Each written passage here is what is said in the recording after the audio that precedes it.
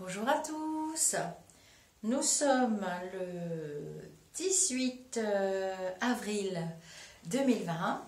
Alors la suite d'une petite vidéo à propos de la section spirituelle. Je vous mettrai l'autre vidéo que j'appellerai numéro 1 et je vais faire la suite aujourd'hui. J'ai pas pu la faire dehors parce qu'il pleut et Monsieur Cerisier a perdu toutes ses feuilles. Donc, je vous parlais dans notre vidéo du livre. Je vous ai lu un extrait sur le chapitre sur la spiritualité. Et là, voilà, je vais vous lire un petit morceau de l'autre, du même chapitre, qui s'appelle « Les clés du spirituel ». Les clés du spirituel. La clé du spirituel est de s'ouvrir à l'amour des autres et savoir que nous ne sommes qu'un. Nous sommes tous faits pour aimer et être aimés. L'une des grandes clés du spirituel est l'intention. C'est pour ça que je fais un volet 2, parce que en fait, je me suis réveillée ce matin et je me suis dit, j'ai pas dit ce que je voulais dire à propos du spirituel. Et la spiritualité, qu'est-ce que c'est? Être spirituel, c'est très à la mode en ce moment. Voilà, c'est l'intention. Ce n'est pas l'acte que nous réalisons qui compte, mais l'intention que nous plaçons derrière cet acte.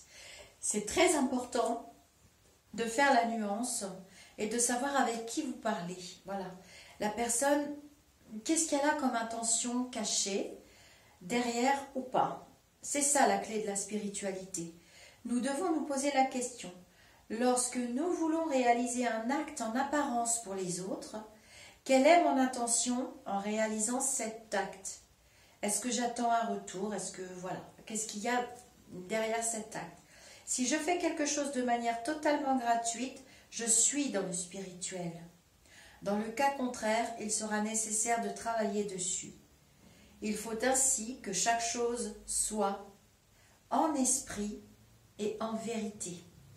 Donc je me suis réveillée ce matin, après petite discussion avec mes guides, j'en ai plusieurs, des guides spirituels justement. J'ai fait une autre vidéo tirée de ce livre de Monsieur Boutboul qui est très très bien, qui explique vraiment très très facilement les choses.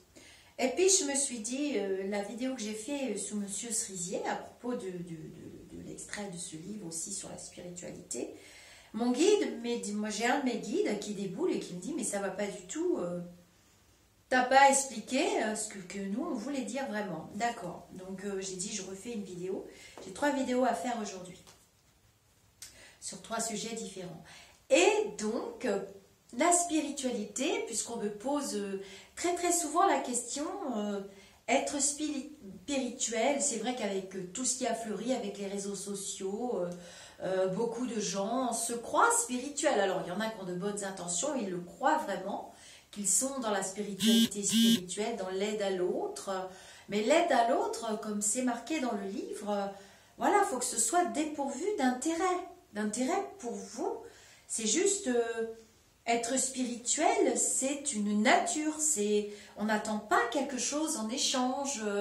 Alors c'est vrai que je distingue bien, moi, par rapport à mon activité de voyance, c'est vrai que je demande des retours. Mais moi, les retours, c'est juste pour me situer sur si j'ai bien compris les messages, si j'ai bien guidé la personne. En fait, j'essaie de me situer pour essayer de faire le moins de mal possible aux autres dans cette activité. Et c'est vrai que c'est grâce au retour que j'ai grandi et que j'ai pu évoluer dans la spiritualité. Alors la spiritualité a 3 fondements et 3 notions qui sont vraiment très importantes.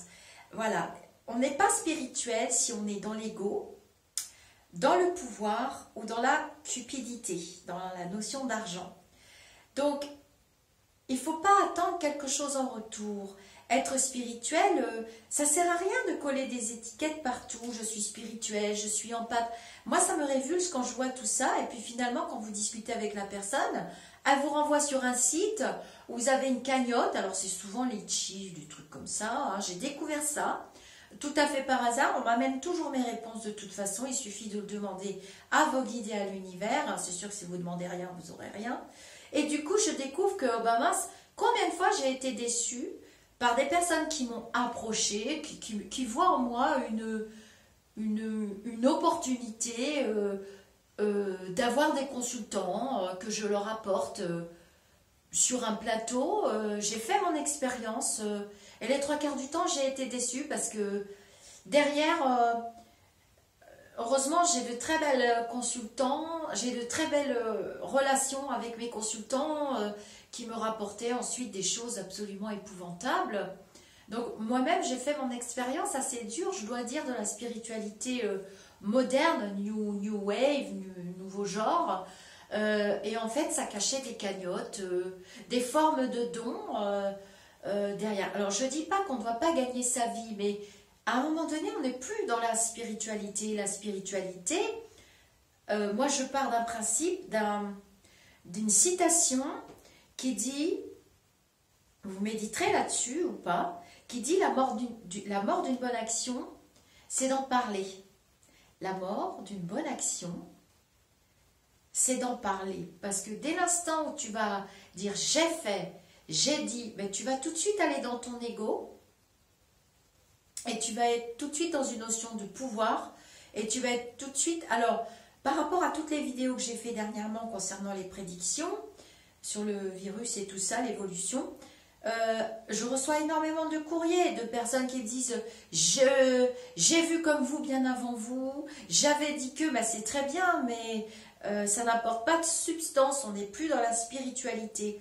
Donc être dans la spiritualité, c'est venir spontanément en aide à quelqu'un. Par exemple, là je le vois dans cette terrible épreuve que nous traversons tous, où j'entends souvent le mot spiritualité.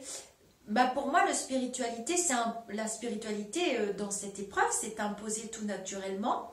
Où je me suis dit, qu'est-ce que je peux faire? Première chose, je me suis dit, je vais fermer mon cabinet et je vais juste aller au front, juste soutenir le moral des troupes avec ce que je sais faire. Et puis j'ai demandé conseil à mes guides et c'est venu tout seul. Et voilà, si vous pouvez aider quelques personnes spontanément, si vous arrivez à faire du bien au moins à une personne ou une bonne action déjà dans une journée, vous êtes dans la spiritualité. Mais que vous n'attendez rien en retour, évidemment. Donc ça va vous prendre un peu de temps, aller vers des associations caritatives, être bénévole dans un club de sport, vous occuper des enfants, proposer spontanément à quelqu'un... de garder ses enfants parce que voilà, il ne sait pas aller travailler. Être spirituel, pour moi, c'est pas donner un billet de 5 euros, 10 euros à quelqu'un qui est dans le besoin. Bien sûr que ça va peut-être l'aider sur l'instant T, quoique voyons à quoi va servir votre billet de 5 ou 10 euros déjà. Il faut que c'est une utilité pour la personne, que la personne s'élève, que la personne s'en sorte, que la personne devienne autonome, que la personne puisse cultiver à son tour des valeurs. Ça me fait penser à la scène avec la multiplication des petits pains. La spiritualité, c'est pas du tout acheter, comme j'entends maintenant, 12 cadeaux de Noël par enfant, vider les boutiques, alors que cet argent aurait pu tout au bien servir à autre chose. À aider quelqu'un qui est vraiment dans le besoin. L'argent est une énergie qui doit se partager aussi. Bien sûr, il ne faut pas se démunir à ce point-là. Il faut toujours regarder son prochain de la même manière qu'on se regarde soi-même. Il faut toujours être dans une notion de partage. Voilà, j'ai beaucoup aimé le passage de ce livre. Je le mets comme ça vous le voyez bien, parce que pour moi, la spiritualité aujourd'hui, c'est pas du tout ce fourbi qu'on voit sur les réseaux sociaux. D'ailleurs, vous êtes souvent tous perdus. Vous savez plus à qui vous adresser. Elle se vend pas, la spiritualité. Elle se partage. Alors vous allez dire, oui, mais Lisa, vous avez des tarifs et tout ça. Bah évidemment, parce que je vais me mettre à votre disposition pendant un certain temps. Et puis je vais pas me vanter de ce qui va se passer après. Mais ça, je l'explique dans mes consultations. Et puis, les gens sont bien capables de l'expliquer eux-mêmes. Ils n'ont pas besoin de moi. Mais pour moi, c'est important de ne pas compter son temps. Par exemple, bon, bah, si je vais bien ce jour-là, que j'ai un petit peu de temps, un tel m'a écrit, il va pas très bien. avoir une oreille attentive, un peu d'écoute, c'est déjà être dans la spiritualité. Voilà, c'est la spiritualité pour moi, ça se partage. Alors, spiritualité et religion, il le dit dans le livre, je suis entièrement d'accord avec ce monsieur. Ça fait bon ménage, oui et non, mais il ne faut pas confondre les deux. Hein. Moi, je suis de confession catholique, mais je m'élève vers une spiritualité. D'ailleurs, la connexion d'une personne spirituelle, elle se calcule. Hein. Je vais vous chercher ça tout de suite, j'ai oublié. Excusez-moi. Elle se calcule, je le fais bénévolement dans mon groupe, le groupe que j'ai créé, c'est un groupe. Hein.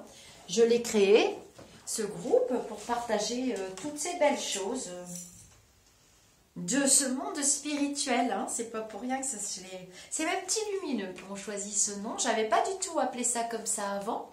Et puis ça me plaisait pas. J'avais appelé ça au-delà de je sais pas quoi.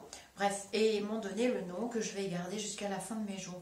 Donc voilà, on peut calculer hein, avec des échelles. Voilà, et on voit très bien ici spirituel. Hein. Donc ça se calcule. Et plus on s'élève, et plus on est dans des vibrations très très hautes. Donc le but d'une vie, c'est quand même d'être à l'école, de bien travailler son esprit. Son esprit doit travailler, vibrer dans des notions d'amour vraiment les plus pures possibles. Et vibrer le plus haut possible pour élever son âme, pour élever son esprit, pour espérer atteindre un jour des vibrations vraiment très très hautes et être dans des vibrations élevées pour ne plus revenir à l'école de la vie, par exemple. Alors, il ne faut pas que ce soit un but en soi, évidemment, mais la spiritualité, il est temps d'aller la déterrer de nos jours.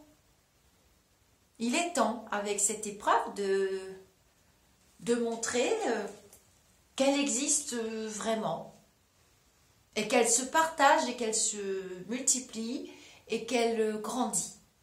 Voilà, j'espère que ce petit complément vous apportera quelques réponses. Namasté, mes amis d'ici ou d'ailleurs. Passez un confinement de la meilleure manière possible. Protégez-vous, protégez les gens que vous aimez. C'est très important.